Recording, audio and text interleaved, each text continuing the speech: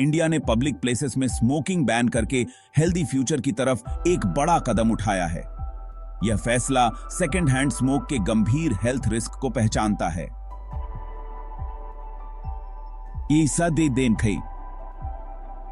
इस खतरे से अपने सिटीजन्स को बचाने के लिए कमिटमेंट भी दिखाता है। स्मोकिंग पूरी दुनिया में मौत और बीमारी का एक बड़ा कारण है। इंडिया में बहुत सारे स्मोकर्स हैं। यह इस प्रॉब्लम को और भी इंपॉर्टेंट बनाता है। स्मोक फ्री लॉ इंडिया में पब्लिक हेल्थ को बेहतर बनाने के लिए बहुत जरूरी है। इनका मकसद सभी के लिए एक साफ और सुरक्षित वातावरण बनाना है। ये कानून स्मोकिंग को कम करके उसे सोशली अनएक्सेप्टेबल बनाते हैं। आखिरकार लक्ष्य स्मोकिंग रेट्स को कम करना और आने वाली पीढ़ियों को बचाना है। Cigarettes and other tobacco products act 2003 या COTPA वो कानून है जिसने इंडिया को स्मोक फ्री बनाया। यह कानून 2 मई 2004 को लागू हुआ। यह पूरे देश में लागू होता है। COTPA एक्ट का उद्देश्य लोगों को तंबाकू के धुएं से होने वाले नुकसान से बचाना है। यह पब्लिक प्लेसेस में स्मोकिंग को बैन करके ऐसा करता है। यह एक्ट तंबाकू उत्पादों की बिक्री, विज्ञापन और उत्पादन को भी नियंत्रित करता है। यह नौजवानों के लिए सिगरेट और अन्य तंबाकू उत्पादों तक पहुंच को प्रतिबंधित करता है। COTPA एक्ट एक कॉम्प्रिहेंसिव कानून है। यह इंडिया में तंबाकू के इस्तेमाल को कम करने और पब्लिक हेल्थ को बेहतर बनाने की दिशा में एक बड़ा कदम है। COTPA एक्ट पब्लिक प्लेसेस को क्लियरली डिफाइन करता है। ये वो जगहें हैं जहां स्मोकिंग पूरी तरह से प्रतिबंधित है। इस लिस्ट में शामिल हैं हॉस्पिटल, नर्सिंग होम और क्लिनिक, स्कूल और कॉलेज जैसे एजुकेशनल इंस्टीट्यूशन, सरकारी दफ्तर और इमारतें, बस, ट्रेन और हवाई जहाज जैसे पब्लिक ट्रांसपोर्ट, होटल, रेस्टोरेंट और कैफे, ऑडिटोरियम, सिनेमा हॉल और शॉपिंग मॉल, और कोई भी जगह जहां 30 या उससे ज्यादा लोग आ सकते हैं। इस कानून का मकसद नॉन स्मोकर्स को शेयर्ड स्पेसेस में सेकेंड हैंड स्मोक के एक्सपोजर से बचाना है। पब्लिक प्लेसेस की डेफिनेशन यह सुनिश्चित करती है कि यह बैन कई सारी जगहों पर लागू हो। इससे सभी के लिए स्मोक फ्री वातावरण बनाने में मदद मिलती है। COTPA एक्ट में सजा का प्रावधान है। यह नियम तोड़ने पर पेनल्टी के साथ स्मोकिंग बैन को लागू करता है। पब्लिक प्लेस में स्मोकिंग करते हुए पकड़े जाने पर जुर्माना लगता है। पहली बार अपराध करने पर 200 रुपए तक का जुर्माना हो सकता है। बार बार अपराध करने वालों को ज्यादा जुर्माना देना होगा।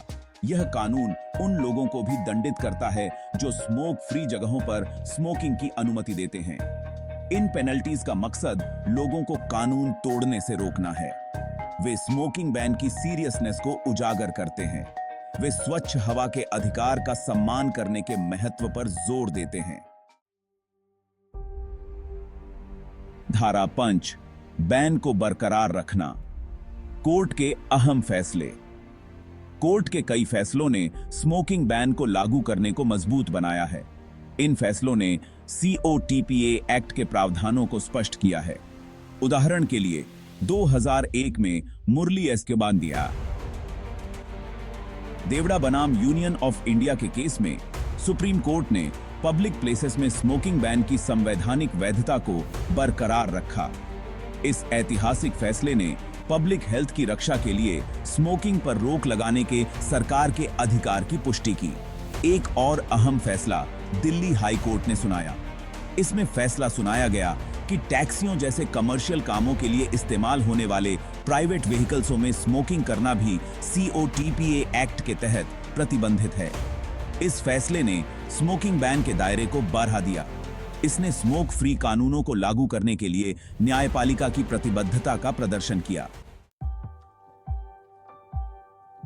धारा 6 कानून लागू करना, सभी की जिम्मेदारी। स्मोकिंग बैन को लागू करना एक सामूहिक प्रयास है। कई अथॉरिटी कंप्लायंस सुनिश्चित करने के लिए जिम्मेदार हैं। राज्य सरकारें COTPA एक्ट को लागू करने में महत्वपूर्ण भूमिका निभाती हैं। वे अधिकृत अधिकारियों को नियुक्त करते हैं जो उल्लंघन करने वालों को चालान या जुर्माना जारी कर सकते हैं। ये अधिकारी पुलिस बल, स्वास्थ्य विभाग या नगर निगमों से हो सकते हैं। नागरिक भी उल्लंघन की रिपोर्ट करने में महत्वपूर्ण भूमिका निभा सकते हैं। अगर वे पब्लिक प्लेसेस में स्मोकिंग देखते हैं तो वे अथॉरिटी को सूचित कर सकते हैं।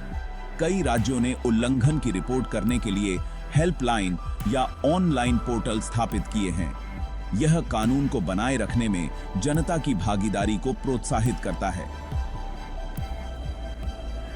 यह स्मोक फ्री वातावरण बनाए रखने के लिए साझा जिम्मेदारी की भावना को बढ़ावा देता है। धारा 7, ताजी हवा में सांस लेना, स्मोक फ्री जगहों के फायदे। पब्लिक प्लेसेस में स्मोकिंग बैन के कई और दूरगामी फायदे हैं। पहले, यह नॉन स्मोकर्स को सेकेंड हैंड स्मोक के हानिकारक प्रभावों से बचाता है। यह बच्चों, गर्भवती महिलाओं और बुजुर्गों जैसे कमजोर समूहों के लिए खास तौर पर महत्वपूर्ण है। दूसरे, यह वायु प्रदूषण को कम करता है और सभी के लिए एक साफ, स्वस्थ वातावरण बनाता है। तीसरे, यह स्मोकिंग को असामान्य बनाता है, जिससे यह सामाजिक रूप से अस्वीकार्य हो जाता है और स्मोकर्स को छोड़ने के लिए प्रोत्साहित करता है। यह बैन नागरिकों के बीच स्वच्छ हवा के अधिकार का सम्मान करने के लिए जिम्मेदारी की भावना को भी बढ़ावा देता है। कुल मिलाकर स्मोकिंग बैन ने इंडिया में पब्लिक हेल्थ और वेल बीइंग को बेहतर बनाने में महत्वपूर्ण योगदान दिया है। धारा 8, स्मोकिंग छोड़ने में मदद चाहिए। संसाधन और सहायता। स्मोकिंग छोड़ना चुनौतीपूर्ण हो सकता है, लेकिन यह नामुमकिन नहीं है। ऐसे लोगों की मदद के लिए कई संसाधन उपलब्ध हैं जो इस आदत को छोड़ना चाहते हैं।